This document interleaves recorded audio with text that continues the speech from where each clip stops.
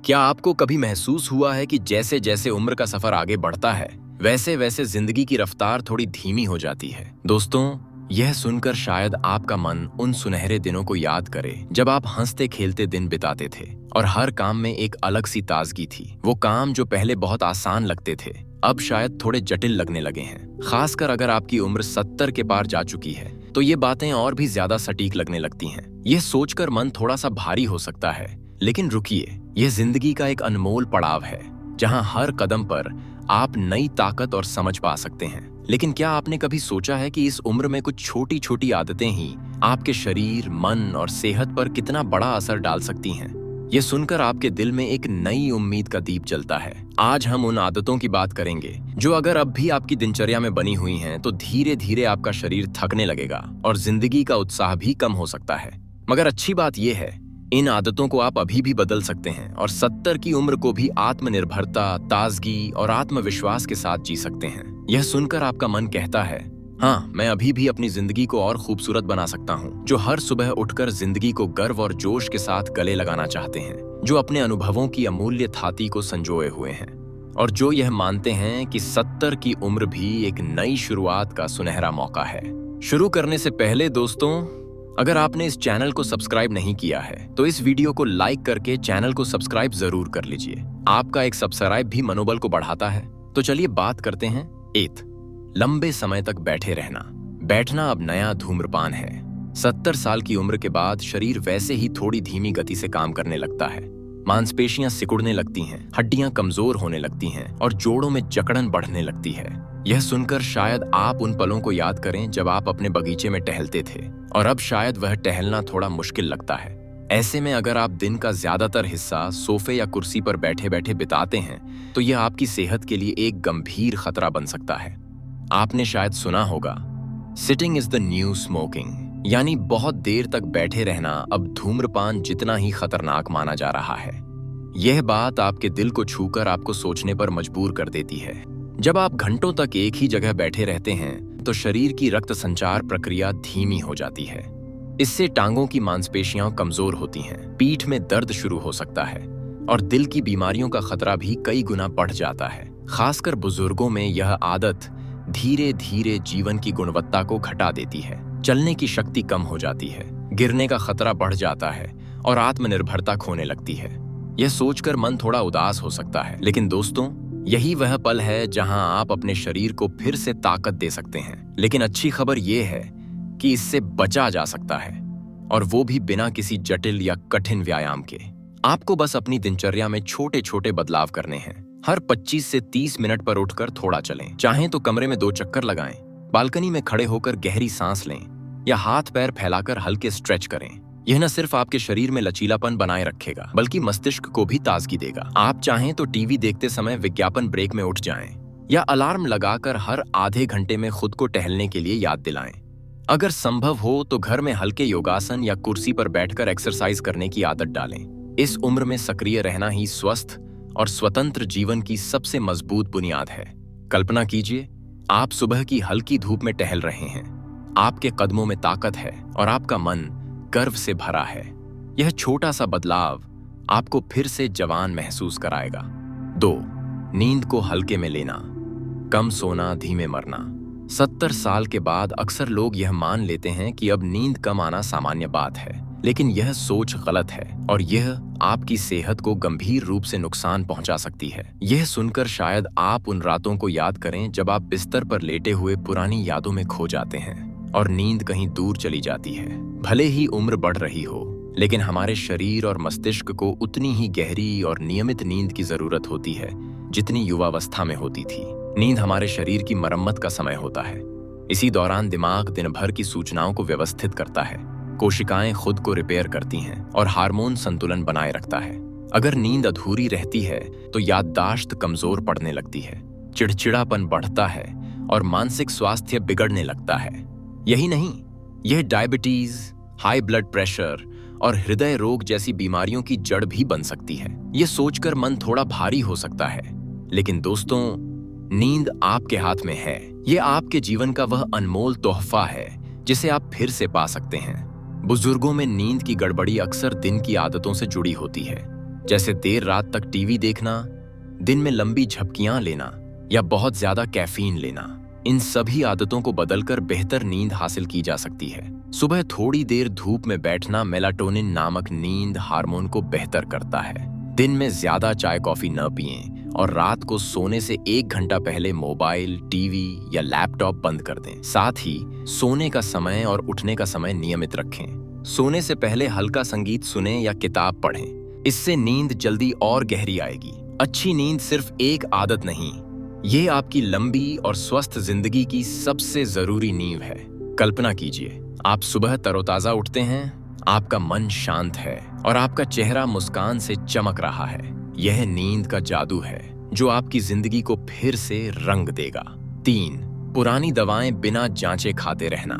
दवा अगर जरूरत न हो तो जहर बन सकती है। बुजुर्गों में यह बहुत आम है कि वे वर्षों तक एक ही दवा खाते रहते हैं, चाहे डॉक्टर ने 2 साल पहले लिखी हो या 5 साल पहले। लेकिन क्या आपने कभी यह सोचा है कि जिस दवा ने एक समय में फायदा दिया था, वही अब नुकसान भी पहुंचा सकती है? यह सुनकर आपका मन थोड़ा सा चौंक सकता है।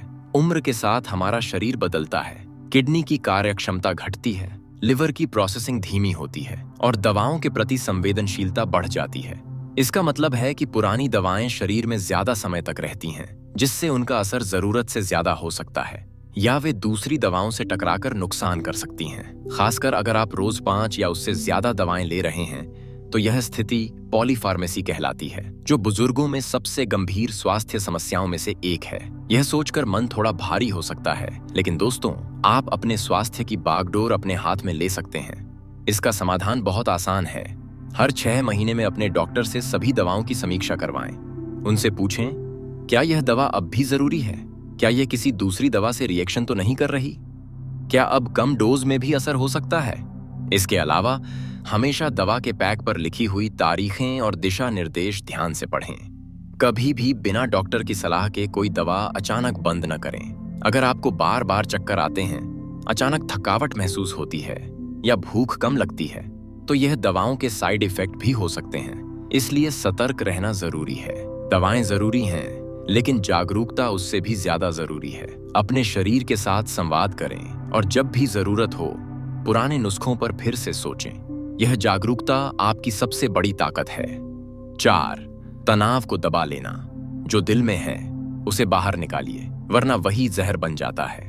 70 की उम्र आते आते जिंदगी कई मोड़ों से गुजर चुकी होती है।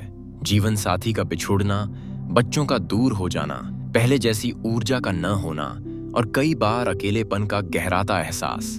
यह सुनकर शायद आपका मन उन पलों को याद करे जब आपने चुपके से अपने आंसुओं को छिपाया और मन को समझाने की कोशिश की। इन सब बदलावों के बीच मन में जो भावनाएं उठती हैं, उन्हें कई लोग अंदर ही अंदर दबा लेते हैं। उन्हें लगता है कि अब इन बातों को बोलने का कोई मतलब नहीं, लेकिन यही चुप्पी धीरे धीरे तनाव का रूप ले लेती है और यही तनाव शरीर के भीतर एक ऐसा धीमा जहर बन जाता है जो दिल की बीमारियों, हाई ब्लड प्रेशर, डायबिटीज और यहाँ तक कि कैंसर तक का कारण बन सकता है। कुछ बताते हैं कि बुजुर्गों में क्रॉनिक स्ट्रेस, लगातार बना रहने वाला तनाव इम्यून सिस्टम को कमजोर करता है और मस्तिष्क के उस हिस्से को प्रभावित करता है जो याददाश्त और भावनाओं को नियंत्रित करता है। इसका असर नींद, भूख और मूड पर भी पड़ता है। कई बार इसका कोई स्पष्ट लक्षण नहीं दिखता, लेकिन शरीर और मन दोनों थके थके रहने लगते हैं। यह सोचकर मन थोड़ा उदास हो सकता है,